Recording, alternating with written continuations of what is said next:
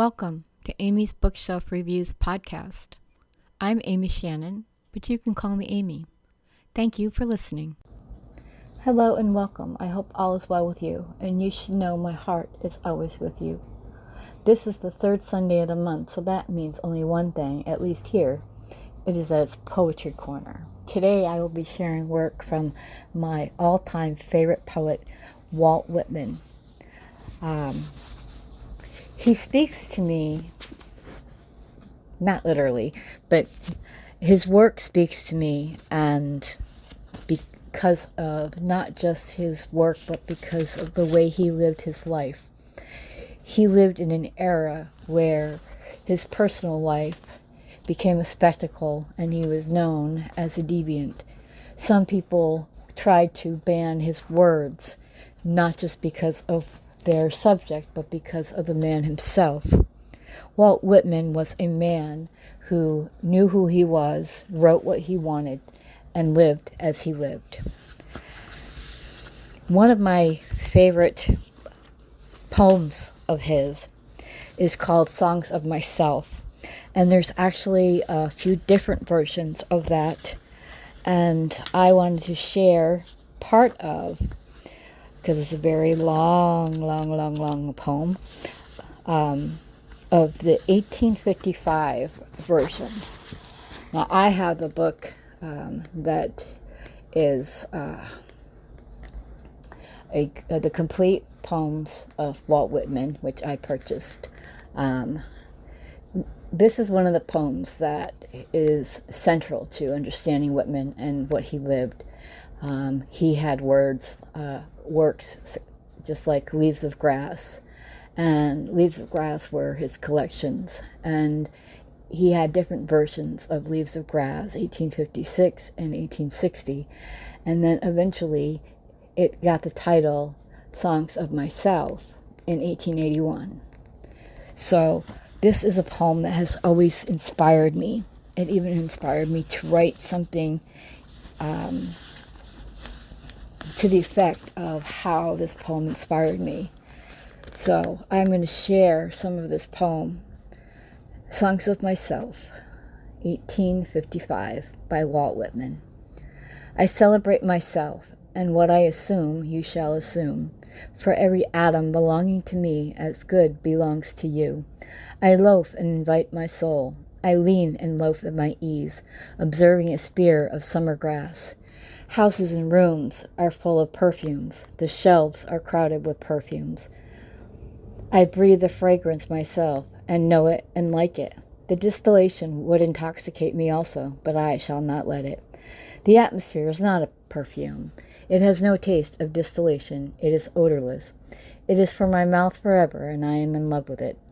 I will go to the bank by the wood and become undisguised and naked. I am mad for it to be in contact with me.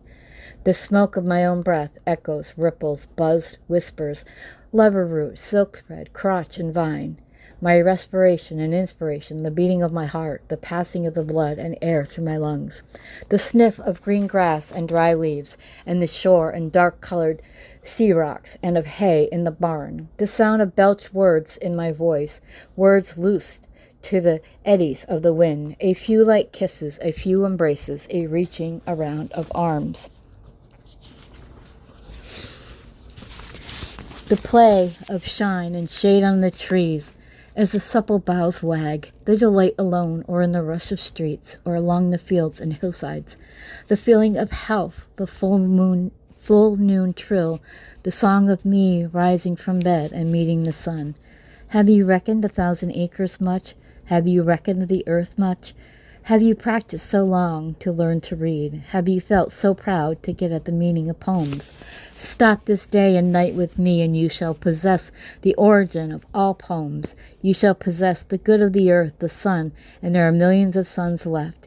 You shall no longer take things at second or third hand, nor look through the eyes of the dead, nor feed on the spectres in books. You shall not look through my eyes either, nor take things from me. You shall listen to all sides and filter them from yourself. I have heard what the talkers were talking, the talk at the beginning of the end, but I do not talk of the beginning or the end. There was never more inception than there is now.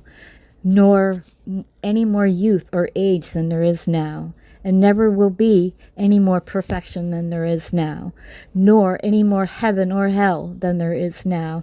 Urge and urge and urge, always procreant urge of the world.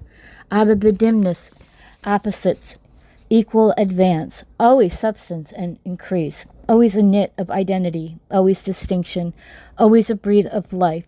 To elaborate is so no avail. Learned and learned feel that is so. Sure as the most certain sure plumb in the uprights, well entreated, braced in the beams, stout as a horse, affectionate, haughty, electrical. I in this mystery here we stand. Clear and sweet is my soul, and clear and sweet is all that is not my soul. One lacks both, and the unseen is proven by the seen, till that becomes unseen and receives proof in its turn, showing the best and dividing it from its worst. Age vexes age, knowing the perfect fitness and equanimity of things. While they discuss, I am silent and go bathe and admire myself. Welcome is every organ and attribute of me and of any man hearty and clean. Not an inch nor particle of inch is vile, and none shall be less familiar than the rest. I am satisfied. I see, dance, laugh, and sing. And with that, I leave you to pick up Songs of Myself. Like I said, there are other versions of Walt Whitman's Songs of Myself and Leaves of Grass. And they are very inspirational words.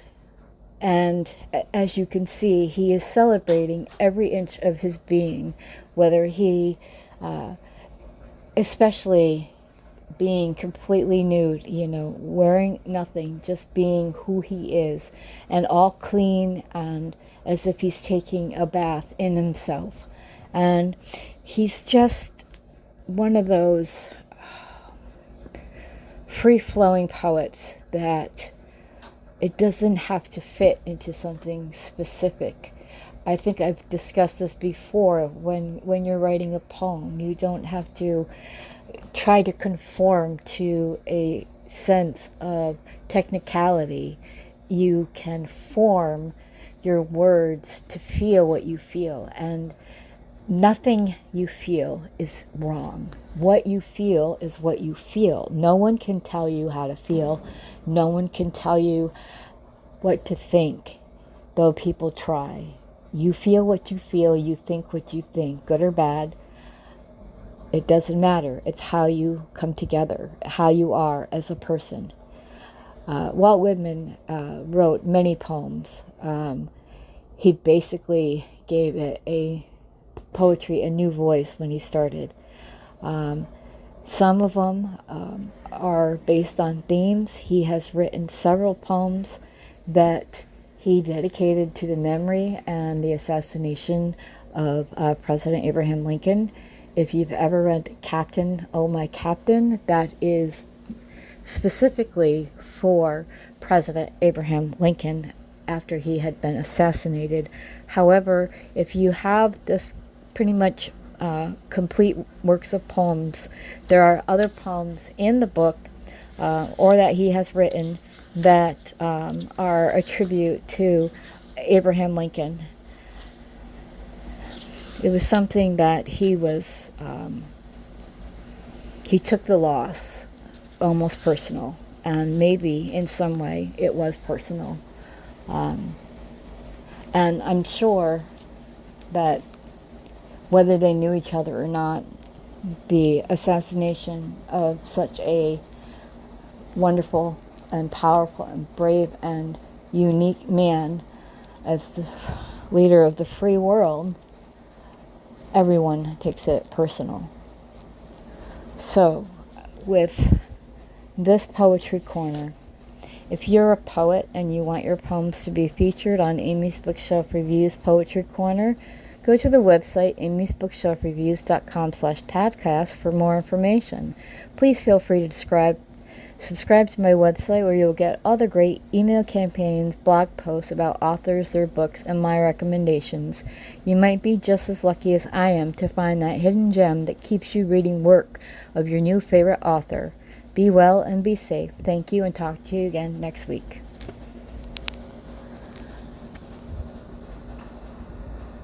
This has been Amy's Bookshelf Reviews podcast. Thank you for listening. And always, be kind and stay safe. Thank you.